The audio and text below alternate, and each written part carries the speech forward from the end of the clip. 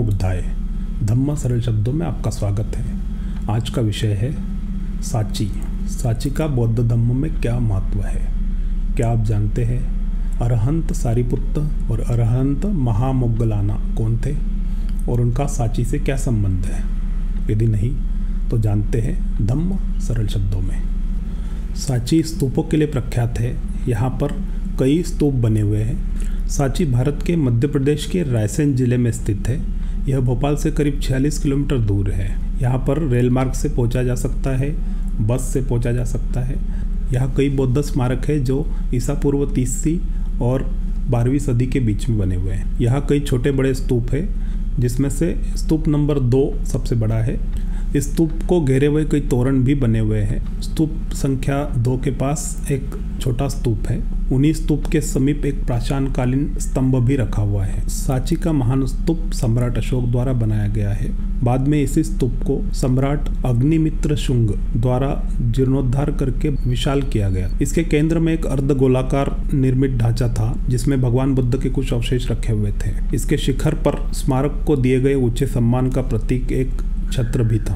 तोरण व परिक्रमा 700 ईस्वी पूर्व पश्चात बने थे और सातवाहन वंश द्वारा निर्मित किए गए प्रतीत होते हैं। यद्यपि पाषाण निर्मित है, किंतु काष्ठ की शैली में गढ़े हुए तोरण वर्णनात्मक शिल्पों से परिपूर्ण है। इसमें बुद्ध के जीवन की घटनाएं दैनिक जीवन शैली से जोड़कर दिखाई गई है। इस प्रकार देखने वालों को बुद्ध का जीवन, उनकी वाणी भली प्रकार से समझ में आती है। साची और अधिकांश अन्य स्तूपों को संवारने हेतु स्थानीय लोगों द्वारा भी दान दिए गए थे।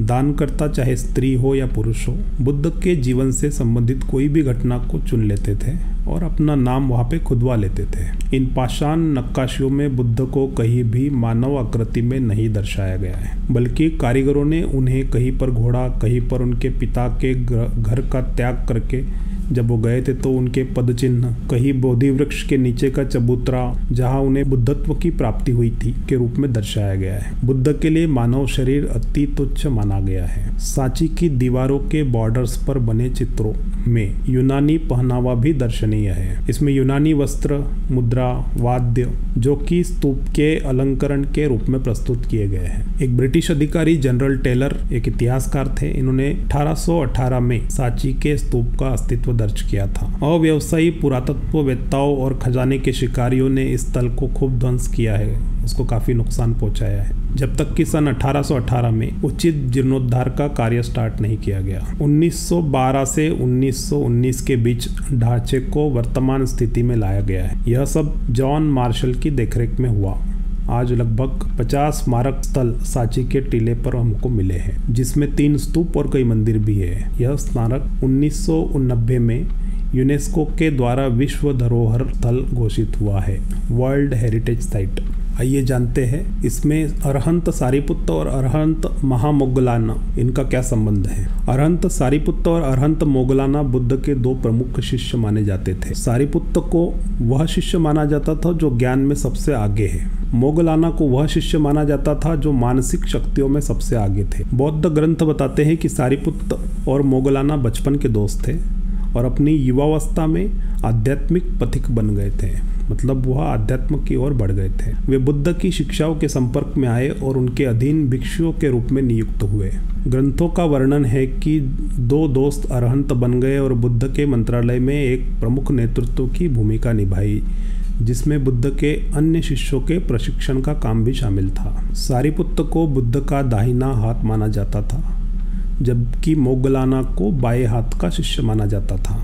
बौद्ध ग्रंथों के अनुसार सारिपुत्त और मोग्गलाना दोनों की मृत्यु बुद्ध के महापरिनिर्वाण से कुछ महीने पहले हुई थी। सारिपुत्त की मृत्यु के विवरण में कहा गया है कि वह अपने गृहनगर में शांति से निर्वाण को प्राप्त हुए थे और राजगह शहर में उनका अंतिम संस्कार किया गया था। सारिपुत्त के भाई कुंडा तब उनके अवशेष बुद्ध के पास सावस्ती में लाए, जहां उन्हें जेतवन मठ के एक स्तूप में रखा गया था। मोग्गलाना की मृत्यु विवरण में कहा गया है कि वह हिंसक रूप से निर्वाण को प्राप्त हुए थे। राजगृह के पास एक गुफा में डाकुओं के एक समूह द्वारा पीटे जाने के बाद वह निर्वाण को प्राप्त हुए थे। बौद्ध ग्रंथों में कहा गया है कि मोग्गलाना के अवशेष तब एकत्र किए गए थे और राजगृह के पास वेसुवन मठ में स्थापित किए गए थे। 1999 तक किसी भी पुरातात्विक रिपोर्ट ने चीनी तीर्थयात्रियों या बौद्ध धर्म ग्रंथों द्वारा उल्लेखित स्थलों पर मुख्य शिष्यों के अवशेषों की निष्कर्षों की पुष्टि नहीं की थी। ब्रिटिश पुरातत्वविद मेजर अलेक्जेंडर कर्निंघम और कैप्टन फ्रेडरिक मेसी भारत के मध्य प्रदेश के भोपाल के पास सांची में एक साइट की खोज कर रहे थे, जो अपने कई बौद्ध स्तूपों के लिए जाना जाता था, जिन्हें टॉप्स भी कहा जाता था। इंग्लिश में टॉप्स कहा जाता था। स्तूपों की खुदाई का प्रयास अतीत में सर थॉमस हर्बर्ट मैडॉक द्वारा किया गया था, जिन्होंने स्तूपों के बाहरी हिस्से को तोड़ा, लेकिन केंद्र तक पहुंचने में वह भी असमर्थ रहे थे। इसके बजाय कर्निंघम और मैसी ने स्तूपों के बीच से जाकर साइटों की खुदाई की, जिससे उन्हें स्तूप को खोलने की अनुमति मिली। अभियान के दौरान कर्निंघम और मैसी ने साइट के स्तूप नंबर 3 की खुदाई की और 2 बलुआ पत्थर के बक्सों के साथ एक कक्ष की खोज की। प्रत्येक बॉक्स में एक स्टरलाइट बास्केट था, जिसमें मानव हड्डियों के कुछ टुकड़े थे। बक्सों के ढक्कनों में धम्म लिपि में कुछ लिखा था। दक्षिणी बॉक्स में सारीपुत्तासा शिलालेख था, जिसका अर्थ है सारीपुत्त के अवशेष, जबकि उत्तरी बॉक्स में महामोगलानासा ऐसे लिखा था। इसका अर्थ है महामोगलाना के अवशेष। जो बक्से वहां पर मिले उनकी स्थिति का भी धार्मिक महत्व था। कर्निंघम का कहना है कि सारीपुत्त और महामोगलन बुद्ध के प्रमुख अनुयायी थे। इस प्रकार उनकी राख को मृत्यु के बाद भी बुद्ध के दाएं और बाएं स्थान पर संरक्षित किया गया, जिस पर उन्होंने स्वयं जीवन में कब्जा किया था। यह बात हमें अलेक्जेंडर कर्निंघम की बुक द भिल्सा टॉप्स इसमें मिलती है कि बुद्ध पारंपरिक रूप से पूर्व की ओर मुख करके बैठते थे, जो दक्षिण को उनके दाहिने हाथ की ओर और उत्तर को उनके बाएं हाथ की ओर बना देता था। कर्निंघम और मैसी उनके अवशेषों को ब्रिटेन लेकर के गए। 19वीं शताब्दी के अंत में महाबोधि सोसाइटी के नेतृत्व में बौद्ध पुनरुत्थान आंदोलन दक्षिण एशिया में फिर से शुरू हुआ। पुनरुत्थान के प्रयासों ने कई बौद्ध संगठनों को 1920 के दशक में ब्रिटिश सरकार पर मुख्य शिष्यों के अवशेषों को भारत वापस करने के लिए दबाव डालना शुरू किया, जहां उन्हें उचित रूप से सम्मानित किया जा सकता था। 1939 में स्थिति बदली, जब संग्रहालय को सूचित किया गया कि भारत सरकार ने भी बौद्ध संगठनों की ओर से अवशेष की वापसी के लिए अनुरोध भेजा है। इन अवशेषों का आधिकारिक तौर पर स्थानांतरण 1947 में किया जा सका, क्योंकि उससे पहले ही विश्व युद्ध शुरू हो चुका था। अवशेष पहले बौद्ध संगठनों के साथ किए गए एक समझौते के अनुसार मुख्य रूप से श्रीलंका में भेजे गए थे। उन्हें श्रीलंका में कोलंबो संग्रहालय में प्रदर्शित किया गया। श्रीलंका ने अवशेषों का एक हिस्सा भी प्राप्त किया, जिसे 1952 में सांची लाया गया था। चैत्यगिरी विहार में रखा गया है, जिसे महाबोधि सोसाइटी द्वारा विशेष रूप से अवशेषों को रखने के लिए बनाया गया था। यह अवशेष हर साल नवंबर महीने के आखिरी रविवार को प्रदर्शन के लिए सांची में यह उपलब्ध होते हैं आम जनता के लिए।